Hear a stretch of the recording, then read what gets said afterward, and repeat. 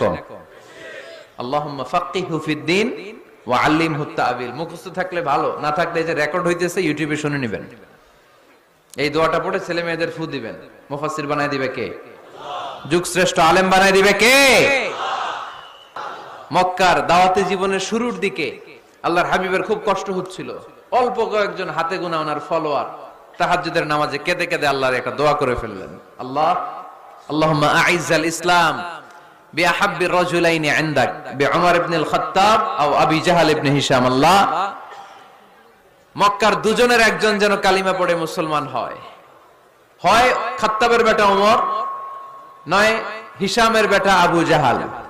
ওমরে ফারুকের জন্য দোয়া কবুল করলো কে?